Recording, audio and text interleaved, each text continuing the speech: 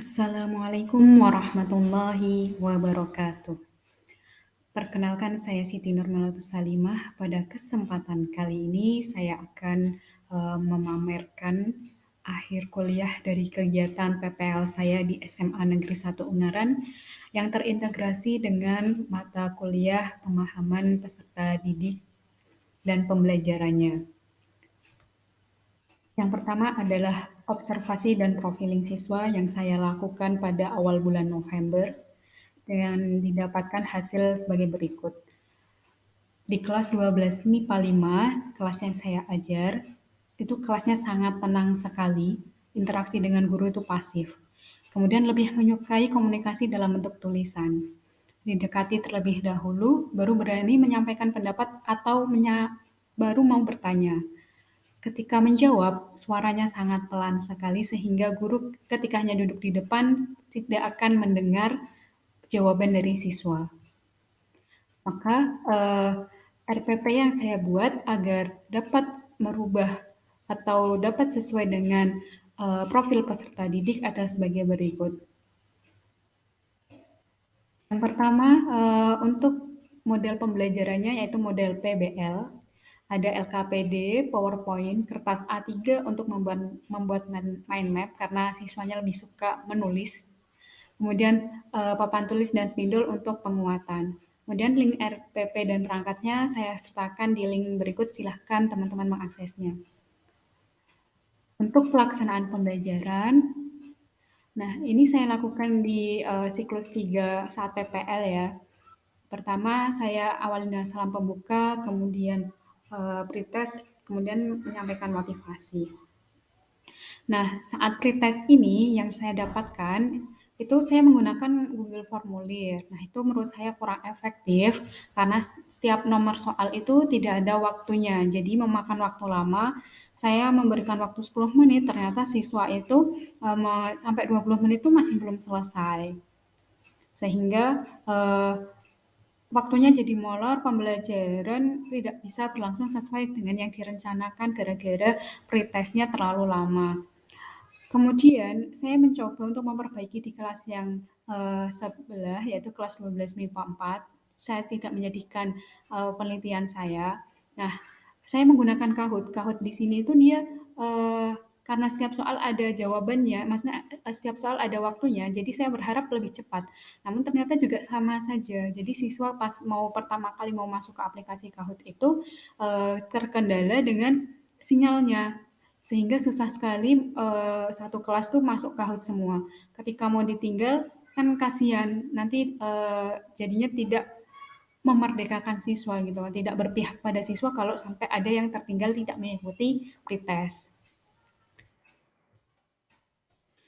Kemudian untuk kegiatan pembelajarannya karena diskusi materi permasalahan masalah, kemudian menuliskannya di kertas A3.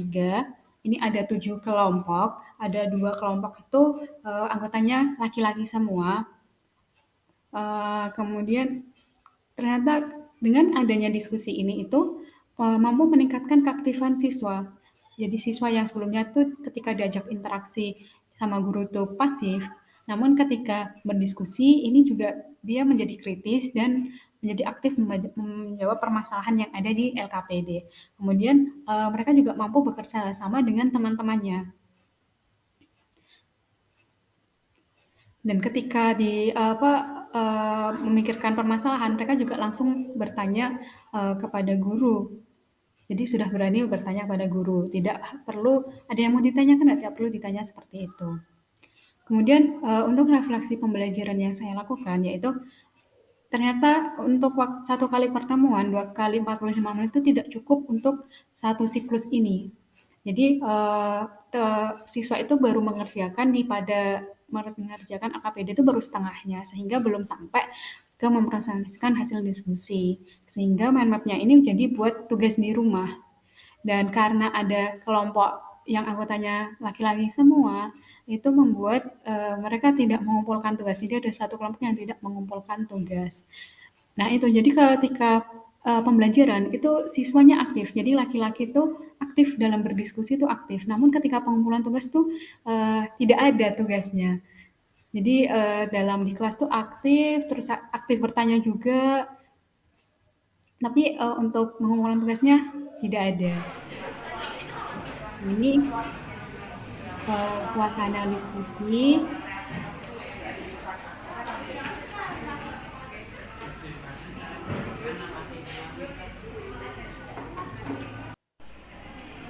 Kemudian ini saat penguatan materi, jadi 15 menit sebelum jam selesai ada penguatan materi, meskipun siswanya belum selesai mengerjakan diskusinya.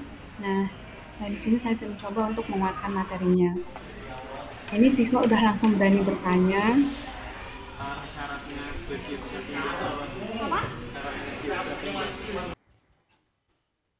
Nah, ini untuk lembar penilaian siswa. Jadi untuk ulangan harian ini langsung semua materi, bukan tentang asam karboksilat saja. Jadi udah dari awal alkohol sampai asam karboksilat. Kemudian afektif satu itu untuk praktikum menggunakan praksi lab, yaitu di siklus 2. Dan afektif 2 adalah kegiatan diskusi ini. Nah, keterampilan satu itu ya tentang itu praktikum dengan praksi lab, dan keterampilan 2 itu tentang diskusi tentang asam karboksilat ini. Nah, ada siswa yang nilai keterampilannya nol karena dia hasil laporannya tidak ada.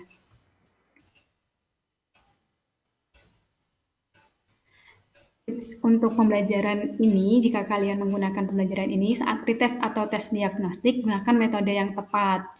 Ketika menggunakan teknologi yang membutuhkan internet, pastikan sinyalnya lancar.